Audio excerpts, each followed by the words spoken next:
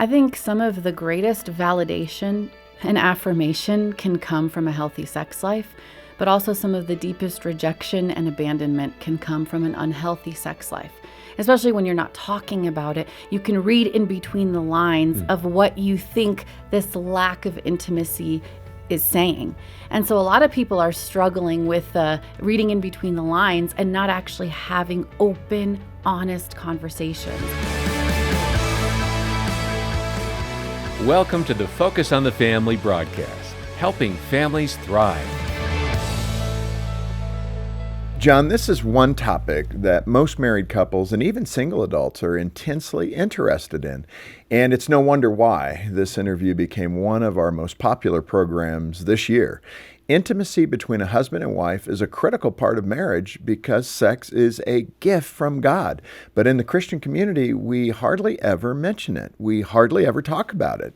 And it's tragic how the world is taking over this message. Well, absolutely. And Jim, it seems like this is almost a taboo topic for us in the Christian community. And I totally disagree with that. If you want to know why our teens and 20-somethings don't have a healthy perspective on sexuality, it's because we in the church are not talking about this great gift that God gives us in the context of marriage to enjoy. And I so appreciate the comments we got back from viewers when we posted this episode earlier this year, like this one. We need more conversations like this in the Christian community. Sex is a gift from God for the covenant of marriage. Therefore, we should be leading the conversation. Thank you. Another viewer observed that our sex life has been active but not satisfying due to insecurities and a lack of communication. God has shown me it's a holy gift we need to nurture and talk about with each other, and there's no shame in that. Yeah, I couldn't agree more, John. And these are the issues that Christian couples are dealing with today. And I'm so grateful that Gary and Debra have written this landmark book, Married Sex, a Christian Couple's Guide to Reimagining Your Love Life. You can learn more about the book and our guests in the program notes. And now, Jim, let's go ahead and see how you began the conversation with Gary Thomas and Debra Fileta on today's episode of Focus on the Family. Yeah, there is a book in the Bible that's dedicated to this. Now, what do you think the subtle or not so subtle message is there from the Lord? It's an invitation for us to explore what a blessing this is. It speaks of the goodness of God and the kindness of God, that He created us with bodies that have nerve endings and that we can share that in marriage. I think what it creates within marriage, what it does for our brains relationally, what it does for us physically, and I believe what it can do for us spiritually, worshiping the God who created us that way. I've said before, it's not just the act of physical intimacy that I'm after. It's the smiles that come a couple hours later. When a couple has been together and enjoyed each other and they look each other across from the table and said, we had a good time. Yeah. Or they smile remembering what happened last night. It's that special intimacy that you only find within marriage. It's a gift of God and God's design. And I just hope that we're creating a lot more of those smiles around the country. And Debra, the thing that I guess is so subtle and under the radar for us is everybody. We're not talking about seriously conflicted marriages that have deep issues, and the physical intimacy component is an area that those issues are showing forth, right? I mean, that'll show up in the bedroom for sure. But generally, we're talking about generally healthy marriages here that can do better if they can concentrate on this aspect of their relationship. Yeah, no marriage is perfect. And when you talked about the 80% of couples earlier who struggle, at some point in your marriage, whether it's the honeymoon or a decade in, there's going to be problems. And I think part of the dilemma we're facing is we don't talk enough about the problems. And so when people face those problems, they start to panic. They start to worry. They start to think something is terribly wrong rather than being prepared to handle some of the problems. Let me ask you, I mean, you're obviously representing all women here at the table. Yeah, every single woman in the world. But in that context, guys tend to run pretty solo, and I don't know that we talk that much unless we're trying to build up our own self-worth with other men in this area. Do women share their pain more openly with each other here? I just don't know. Seriously, when women get together, do they talk about kind of the downside of their sexual relationship with their husband? Is that open discussion typically, or how does that work? At the end of the day, I don't think it's a very open conversation for anyone. We took a survey, and it was so surprising to see that the majority of couples reported that they either Google problems that come up with their sex life to get information, or they don't do any research at all and they just try to figure it out on their own. So it's those extremes. So it's extreme in that nobody is really talking about this. It's not one of those things that you can go to Starbucks and have a conversation about with your friends, or it doesn't come up in Bible study, and I think Christian couples are struggling in isolation. Yeah. And so this is why I'm excited about this resource, because it will offer our readers an opportunity to have these really important conversations, some of them for the very first time. Yeah. There are limitations to books, but with this one topic in particular, this is where I think a book was really helpful, because there are a lot of issues that couples don't talk about and probably shouldn't in small groups, to be honest. So we wanted to create a resource. Sometimes the hang-up is theological. People don't realize how much the Bible celebrates sexuality and gives practical advice. We have chapters where we talk about the Song of Songs leading the way. Sometimes it's relational. Debra has a whole section about, it's a relational problem or a sexual problem. And so we wanted a book that could address, okay, this is a relational issue.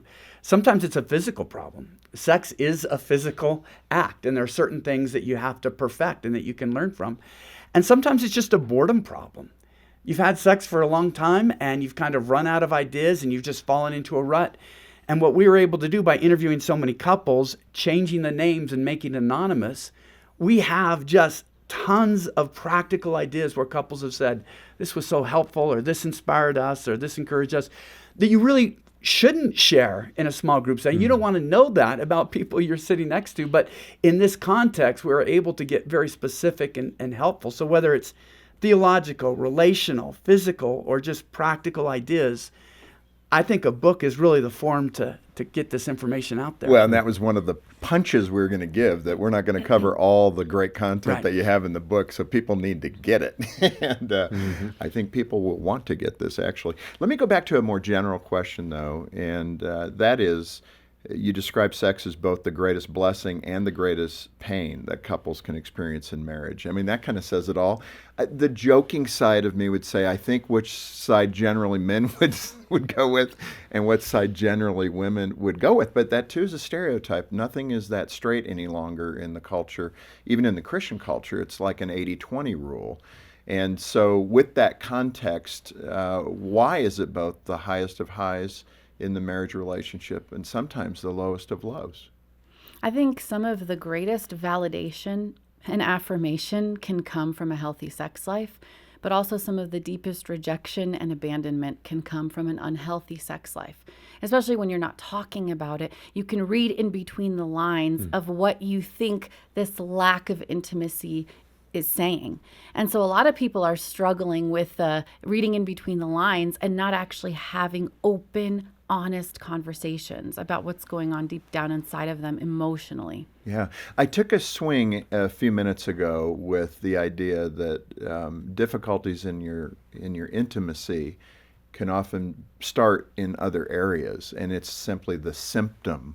So attack that a little bit, that if a couple's having some difficulty, there could be underlying issues that are unrelated to physical intimacy, but are born out of feelings of inadequacy and other things. What are those lists of things that couples should be aware of that they might be struggling with that affects them in the bedroom? Yeah. It could be negative or a positive. Here's a negative. One woman said to me, Gary, I'd love to have a better relationship in the bedroom with my husband, but here's a problem. Everything I do is wrong. I don't drive right. I don't cook right. I don't clean right. I don't raise the kids right. I probably don't even pray right. And she goes, so at the end of the day, I know he's judging what's happening between the sheets. She goes, and I'm just tired of being criticized by a man that can't be pleased. So for that's not a sexual issue. That's a criticism issue. That's a relationship issue that's holding him back. On the positive end, one wife said, I would love this. And she said, Gary, if my husband would just pray with me, she said he wouldn't be able to handle me in bed. He'd be crying uncle long before the night is through. How many men are going to try that today? Yeah. Well, honey, let's pray. Let's pray more. And what she's saying, before you touch my body, touch my soul. Wow. And sex will be the natural response. Now, that's not a promise. It's not a guarantee. But it's just recognizing that, as Deborah says in the book, sexual problems are almost never usually exclusively about sex. There could be something negative removing the desire, or the lack of a positive that keeps the desire from being at its peak. Now, Gary, I trust you. You're an author of great books on marriage, but I want to get Deborah's input here. Is that true? Touch your soul, and you have the rest of me? The number one thing that women said, in order to arouse their body, you have to start by arousing their heart. Like, that is the gateway. And if that's not there, then everything else is going to fall short. So much of what we learned in doing research and writing this book is that women are saying that they really need you to connect with them emotionally. And what happens above the sheets fuels what happens underneath the sheets. And that is something that I think we don't give enough value to when we're having this conversation. Oh my goodness. I mean, men, yeah, it's hard for us to think that way. It's microwave. It's not crock pot. Yeah. And I mean, speaking to the men, as a woman, how do we rearrange our thinking that way? Because so much of it is rooted in desire. It's just bold desire. We just want to get right to the point and, go. So how would you, in your counseling session with a man who is not building into that emotional intimacy, what would you say to him to do some things differently? Some simple things to build emotional intimacy is just by checking in with your spouse, asking them how they're doing, really listening when they're talking, seeing what they need to help them and to care for them. And I think it's important to take that physical drive that you have for sex and see it as a holistic thing. If we really want to make the most of our physical intimacy, we've got to also make sure that we're boosting our emotional and spiritual intimacy. The act of just praying with your spouse, we mentioned it earlier, but there is so much power in that emotional and spiritual intimacy that you can have with your spouse. When I talk about cherish, my book on marriage is about cherishing, the distinction I make that's relevant here is that we need to use sex to cherish our spouse, not use our spouse to cherish sex. That's so Wives good. understand if we're more interested in an act or in them. Is it mutually pleasurable? Or do we get our greatest pleasure from seeing her pleasure? Is it the kind of sex that builds her up and affirms her beauty and her wonder, or is it sex that makes her feel used or demeaned? And if we're focused on her pleasure and her well-being, then I think it's something that's serving the relationship. I really think there are three markers of healthy sexuality that we have to point men toward. First, it's got to be mutually pleasurable. God designed both of our bodies to experience this. Healthy sex, one partner isn't feeling used. They're both feeling like their pleasure matters as much as the other. The second thing, it needs to build up the relationship. It's the kind of thing where you feel closer to each other, not manipulated, not controlled, certainly not abused or even used. And third, I think as Christians, it needs to be a worshipful experience. Sex designed as God designed it is one that makes us thank Him as a creator. And we're not wincing. We're like, Lord, thank you. You created us.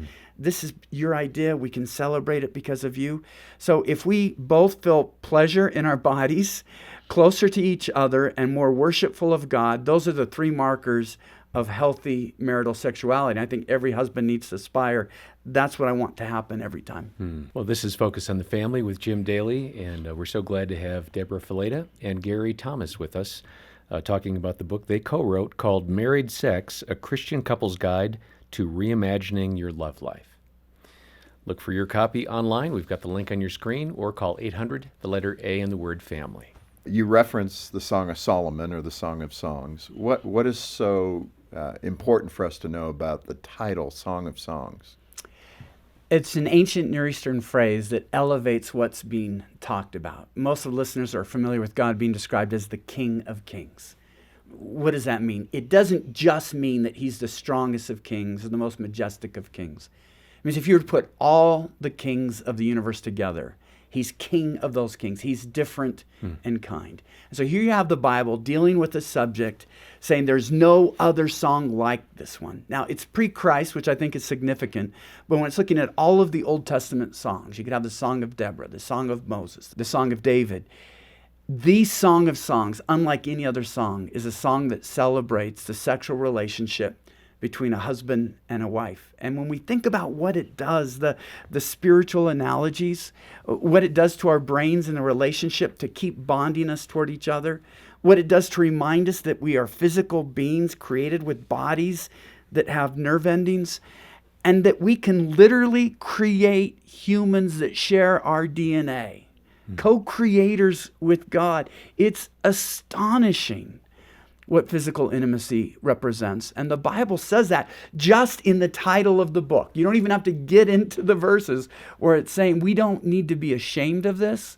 We should celebrate it and unleash the power. And the good news, Jim, is that what we discovered with a lot of the researchers, that it takes a couple about 20 years to hit their sexual prime. Oh, that should be encouraging to younger couples. Right.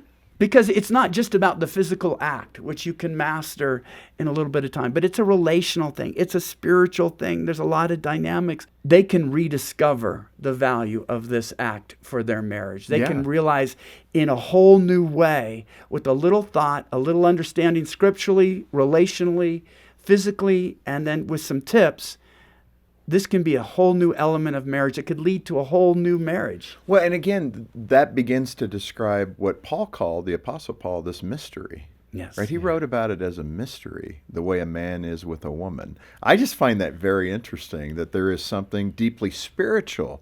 And we tend to cheapen it, partly because the culture seeps into the church too. And, you know, we don't realize the magnificence of what God has created here. And this gift he's given us, and to do so with a smile.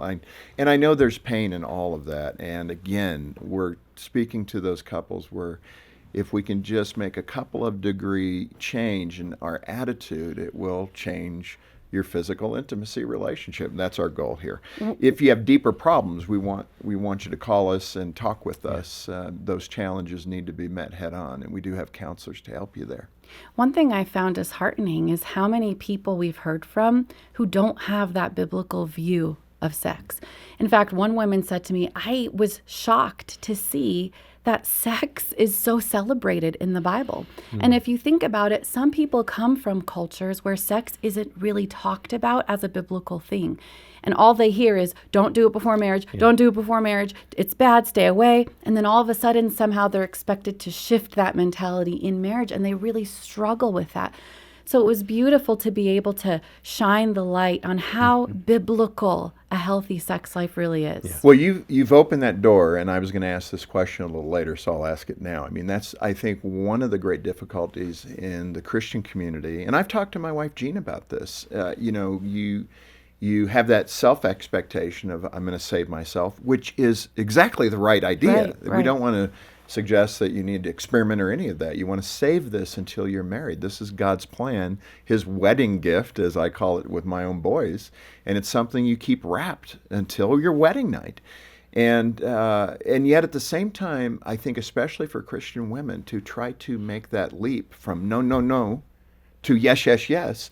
And in talking with Jean, she said, I found that very difficult to do.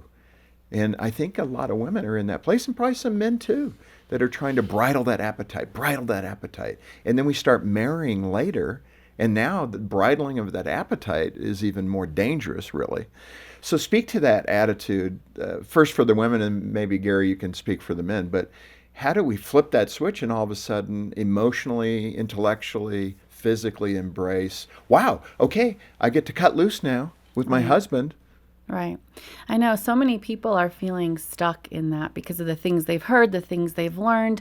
There's a lot of false expectations that we bring into marriage, including the belief that sex is just for the man, for example. A lot of women struggle because they've been taught that this is just for the man, and they don't understand that there is so much pleasure that God has for them as well. Well, it becomes a duty thing. Right. It becomes a duty instead of a gift for them to be celebrated, something to fill them up.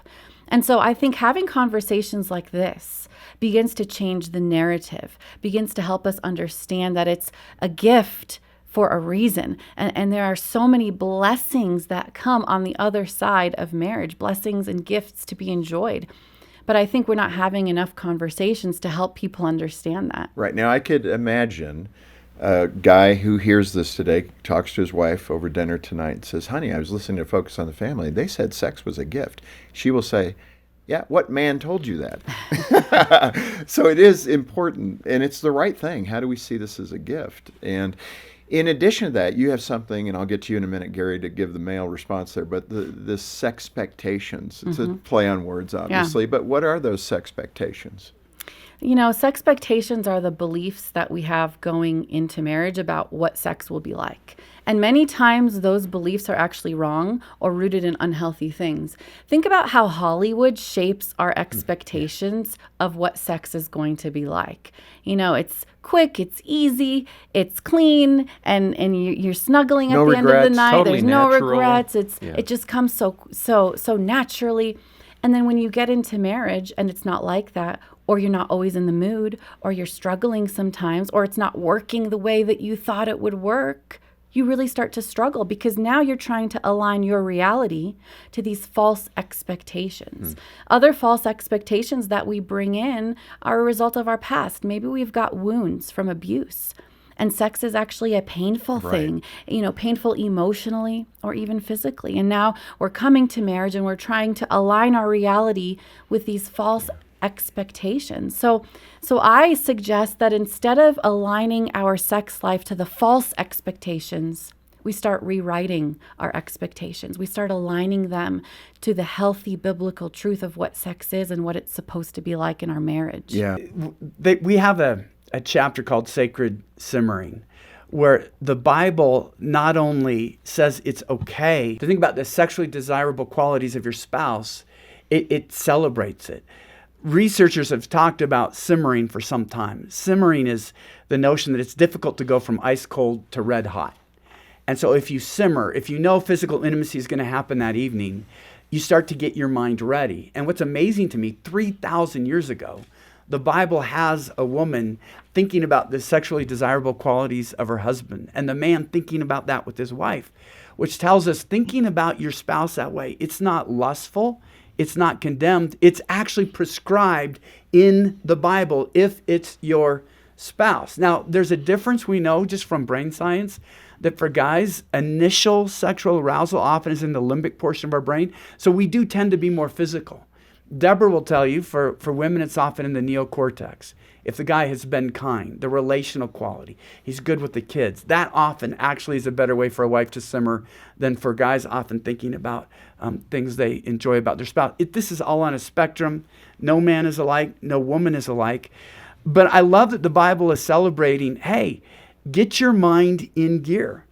And look, to be honest, my wife has had to do that with me sometimes. I can get tired so early because I'm such a morning person. I've got deadlines. She says, hey, something's going to happen at 9:30 tonight. You need to get your mind in gear. And I actually appreciate that because she's saying, okay, this is for us. We're going to share it together. So reserve a little energy for me. This must be a spectrum thing because it's like dessert for me. There's always room for dessert. But here's the thing. If it's an important part of your marriage and life, if the Tampa Bay Buccaneers are paying Tom Brady millions of dollars to be ready on Sunday, he has responsibility to get his mind in gear and have his body rested. If we recognize that sexual intimacy can be such a life-giving, relationship-building, personally affirming aspect of marriage, there's a time when you say, okay, I need to reserve some energy for it. I need to put some focus on it.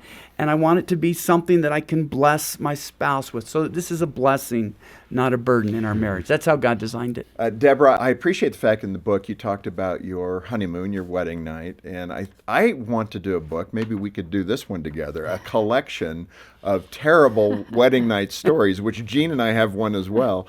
But right now, I want to ask about yours. Honeymoon bloopers. Wouldn't that be Honeymoon something? bloopers. We got to do it.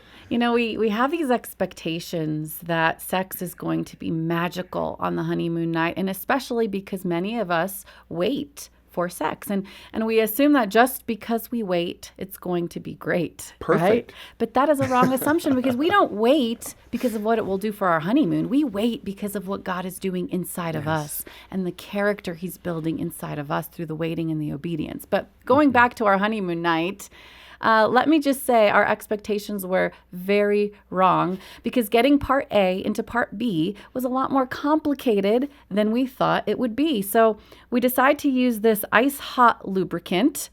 Ended up being extremely excruciating, and we just laughed the entire night, ended up snuggling in bed, eating leftovers, and that was our honeymoon night. Okay, that example can go in 100 directions. I mean, the fact that you could laugh about it and snuggle and say, okay, we'll try again tomorrow. Right. That's beautiful. It's your honeymoon. It's what should happen.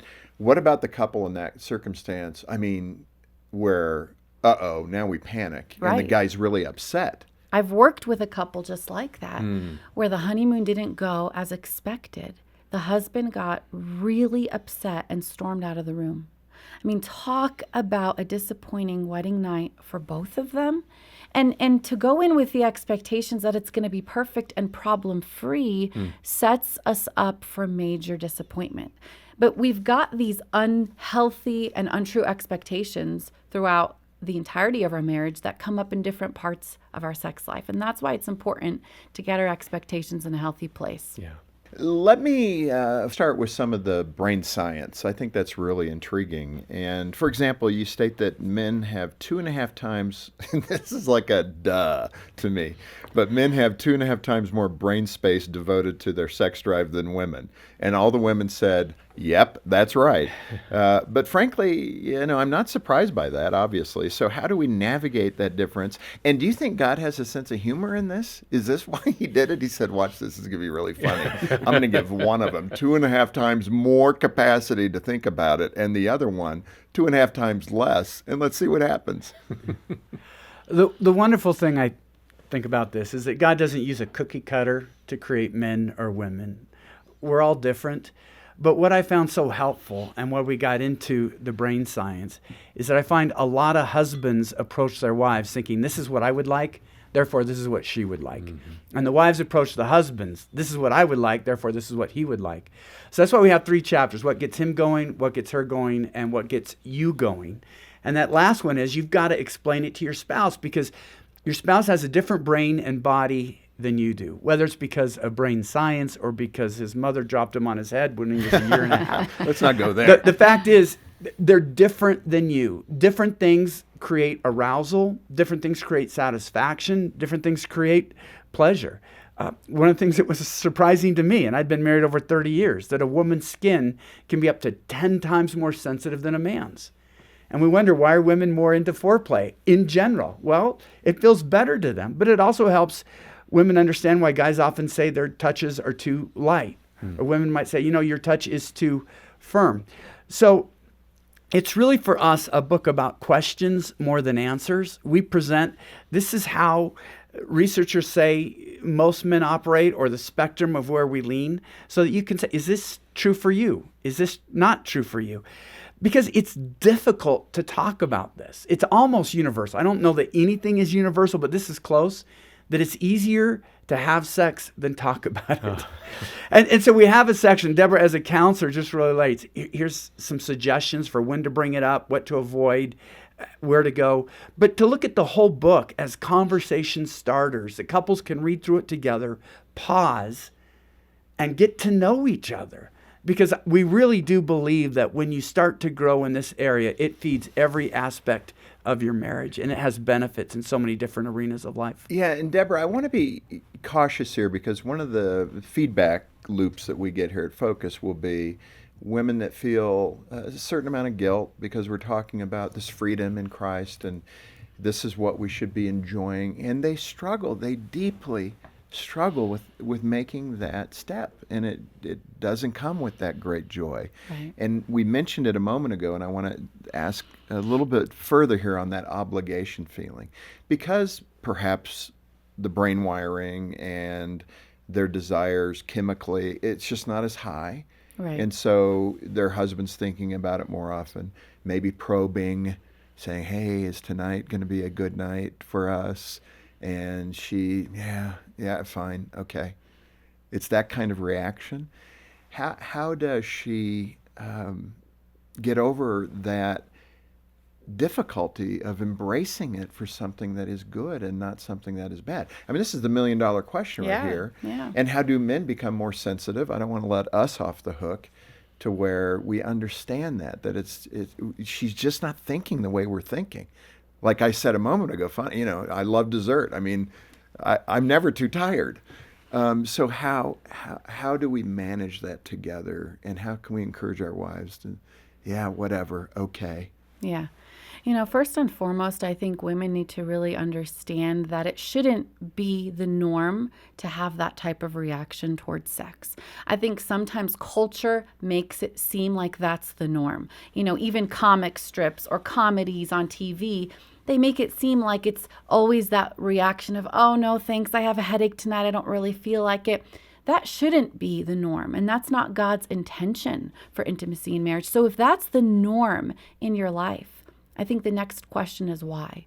What is going on underneath the surface that might be preventing you from seeing sex as a gift for you to be enjoyed? Could it be a hormone imbalance? Could it be problems in the relationship that are going unaddressed, a lack of emotional and spiritual intimacy? Could it be that you're not saying what you need and speaking up about those things? Could it be that your schedule is so busy and stressed out and you're so exhausted by the end of the night? I want women to really begin to reframe this conversation and see sex as a gift for them. Maybe it's not mutually pleasurable, and part of the next steps means sharing with my spouse what I need to make it mutually pleasurable. And conversations about these type of things are what help us to get there. The average couple isn't comfortable talking about sex. I bet you the majority of people listening are even cringing a little because this is not a conversation that we're taught to have on a regular basis, but it should be. And let me assure you, the more that you talk about this, the more comfortable you're going to be talking about it, the easier it becomes. And I can't say amen enough to that, because I do think we give over so much territory to the enemy in this space, and then we don't communicate well. I do want to come back on helping men better understand that. And Gary, you can take a swing at this as well, but I want to hear Deborah's thoughts first. Sometimes, again, the stereotype, we're a little dense. I can't read your mind. You got to kind of tell me how I can help us here. For that husband, and with all the counseling you do of couples, what is the roadmap for the husband to say, building emotional intimacy looks like this? I mean, seriously, some of us don't know. Right. We don't know what that means to connect emotionally. Please tell me the secret. Think about emotional connection like a spider's web. Every little string is building something bigger. It's building something that's going to last. It's building this connection that you're weaving between you and your spouse. So everything from the affection that you give through your touch, the compliments and affirmation that you give through your words, the time that you offer her, the attention, the listening ear, the teamwork mentality as you're navigating and raising a family. All of these things build strings of emotional connection one to another. And I think your sex life should almost be a gauge for you men. When you feel like your sex life isn't where it should be, you've got to look at the emotional tank in your marriage and see, have I been fueling the emotional tank? Good. Because if it's not full, your sex life is going to suffer as well. And women said, yes, that's exactly right. And we're at like a quarter tank or less. They said, if you want to arouse my body, you've got to start by arousing my heart. Okay, that is good. That is good stuff. Gary, let's turn it to you. When we're talking about husbands approaching their wives for that, whatever, it'd be good to know some tricks that you've heard. I know that, like Ted Cunningham, who we've had on the broadcast, they light candles. Now, I think my house would burn down. Honey, here's the lit candle. What are we saying? But there can be some mechanisms that a husband can use to probe that question. How do we as husbands kind of probe that sensitive area, knowing that we could get rejected? And that's tough. We need to talk about that too, when your wife is saying, nah, I don't feel like it tonight. And that happens the next night. What do we do? The two things I'd say to husbands, two different areas. One, for emotional attachment, empathy will go a long way. That you care about your wife's well-being in all areas. What does that sound like in that exchange? Yeah. What does the husband when say? When she's presenting a problem, you're not just trying to fix it. Rather, you're trying to say, boy, that's difficult. I understand. And then active listening would be the second part of it. Tell me more. Instead of just give me the Reader's Digest version, try not to make it too painful. Be You're curious. crushing me right now. You're killing me. Tell me more. And so that really the third aspect, we're in this life together. Yeah. If you're too busy, it hurts me. If you feel like you've got too much on your plate, I want to help take something off. Not that I'm adding another burden to you, but we're doing life together. So you're creating this unified response. Too often in discussions on marital intimacy, we're pitting husbands against wives, and we're exacerbating the battle rather than saying, we want to be in this together. But the second part of that, I think, comes to focus on mutual pleasure, understanding. We have this whole chapter, it's in the Song of Songs, on the five senses, the way that we can make it more special by looking at each of the senses. It's amazing to me, and this was new for me, just getting into the Song of Songs, how being more thoughtful about, guys are so focused on sight, but the power of sound, smell, taste, and touch, and emphasizing it. So that if our wife's pleasure comes first, she's more likely to want to go back the next time because she knows there's frankly a big payoff for her if she becomes open to the idea. So I think empathy and kindness, mutual pleasure, focusing on her being satisfied sets you up for what goes forward. I'm laughing because in that context, Jean and I just had this conversation because when we're sitting in the morning talking, having coffee together, connecting, which is good, right? Yeah. You're all giving me an A right now. But the other day, she'll often start with the situation. She's down the line of the story. I don't have the context for what she's talking about. And I'll say, can you give me the banner? And then fill in the detail, because she starts with the detail. I'm going, I don't know who you're talking about. And she'll, well, I was going to give that to you at the end. I go, it helps me if we start there, and then I can understand context. But even that is, to your point, Gary, I'm not kind of just listening and biting my tongue and saying, okay, I can go items, then big noun, and understand the context later. But for her, she wanted that to be a little surprise, right? That's what you're saying. Yeah, well, I know a couple where I love it. They're stereotypical. It's not always this way, but she values emotional connection so that she can be physically intimate. He feels like he wants to be physically intimate before he can open up emotionally. It's not true with every couple. That's a stereotype. It's often true. But rather than see those as warring against each other, they see it as two different barometers. If he notices a physical yearning, he says, how do we get connected as a couple? If she notices the emotional disconnect, how do we get connected as a couple? So rather than, well, you've got to be physical so that I can be emotional, she says, I can't be physical if we're not emotionally connected.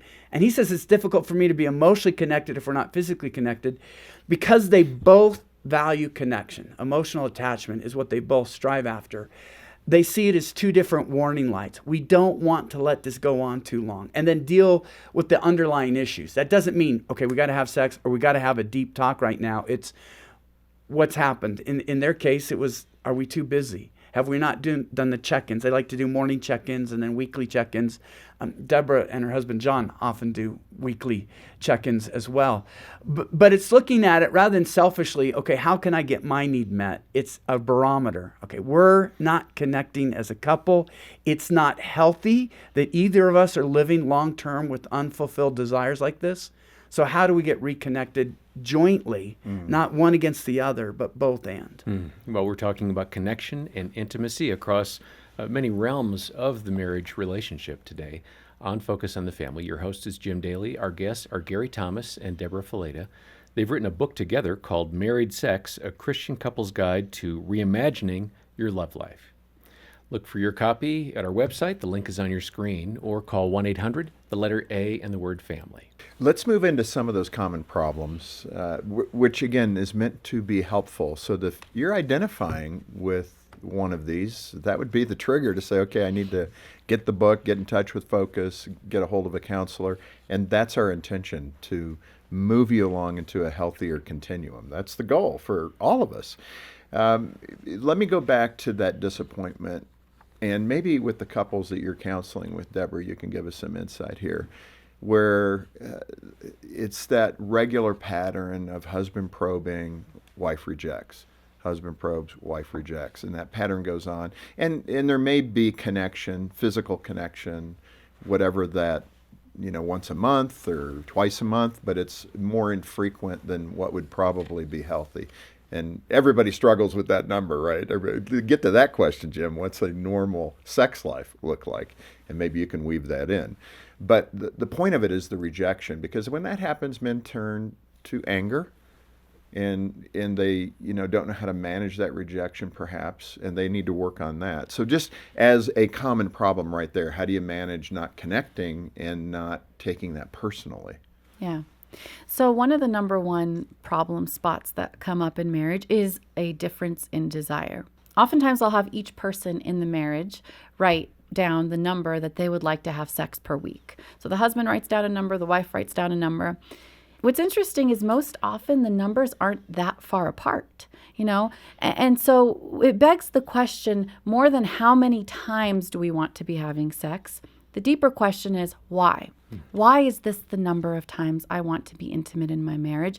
And why are we not achieving this number? Let's have that conversation. That's because good. that's where we start. Yeah. And maybe the answer to that is we're not emotionally connecting and we need to work on that.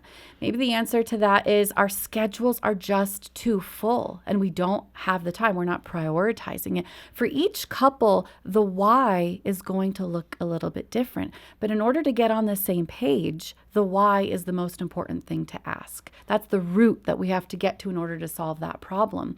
And what you'll find, and one thing that we've seen in the research that we've done, is that most couples want to have sex more than they are.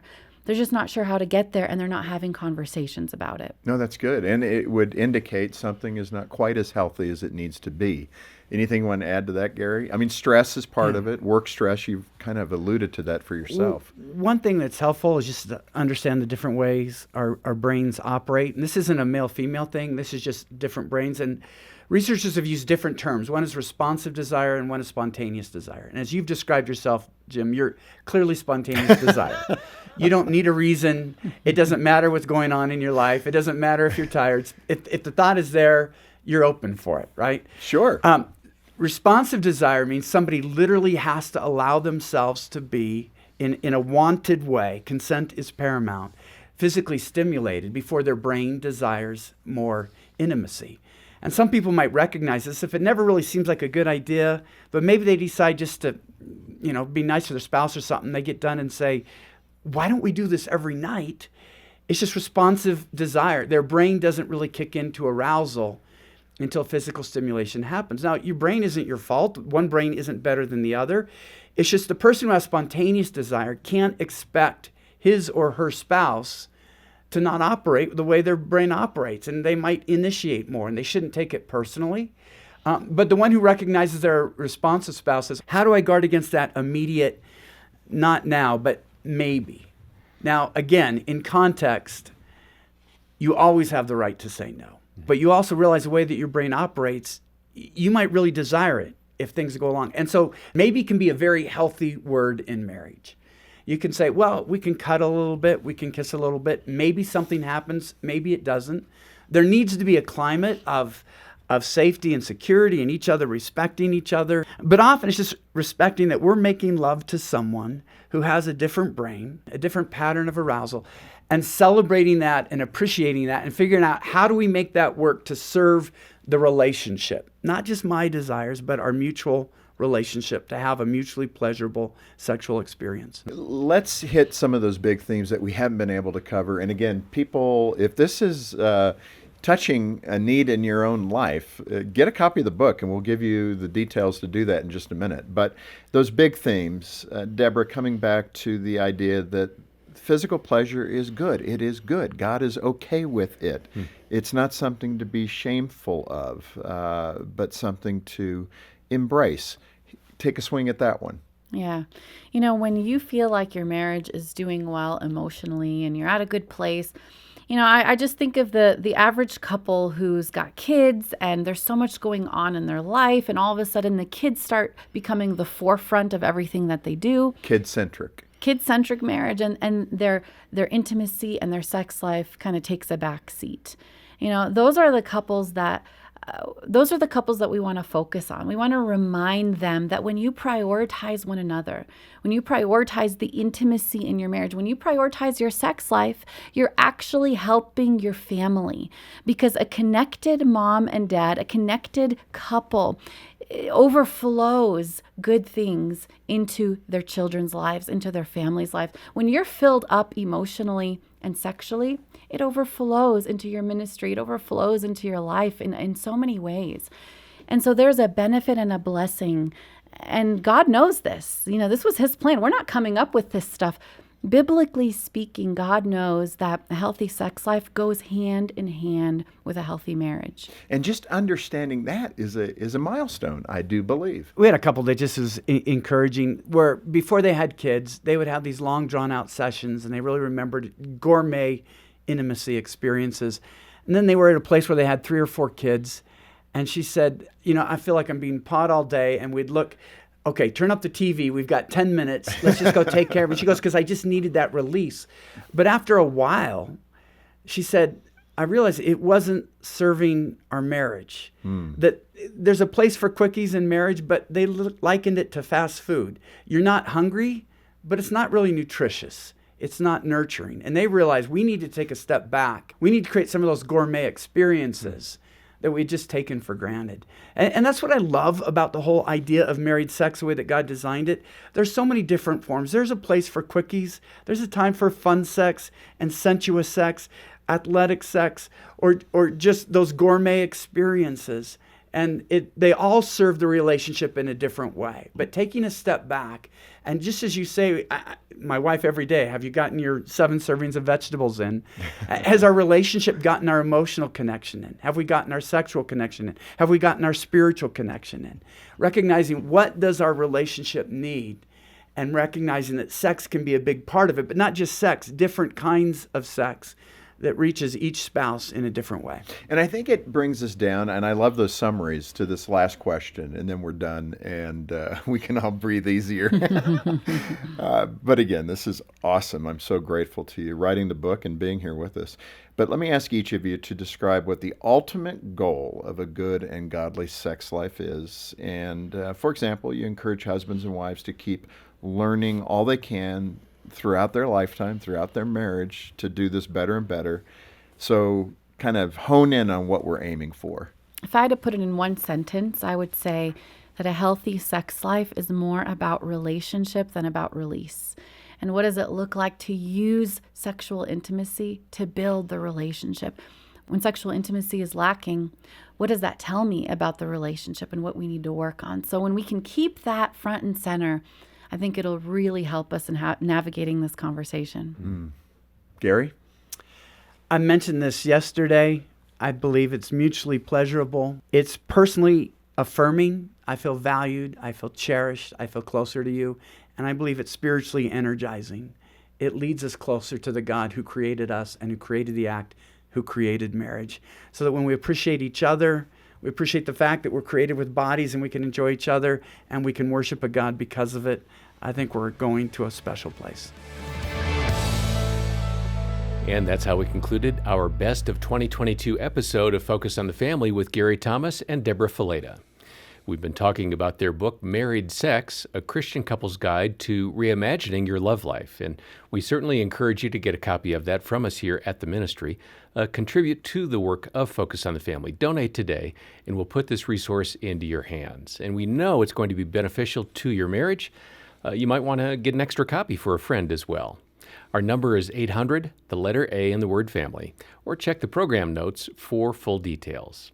And John, I want to invite our viewers to stand with Focus as we look forward to ministry opportunities in the months ahead. We need your ongoing prayers and financial support in 2023. This is a critical time of year as we evaluate our budget and the resources we've got in place to help needy families. If you could sign up for a monthly pledge, that would be great. That's how Gene and I do ministry through Focus, and John, I know that's how you and Dina do it. And if that's more than you can afford right now, a one-time gift is also greatly appreciated. And let me just say thank you in advance for your generosity. Donate today when you click on the link in the program notes or call 800, the letter A, and the word family. On behalf of Jim Daly and the entire team, thanks for watching this best of edition of Focus on the Family. I'm John Fuller, inviting you back as we once more help you and your family thrive in Christ.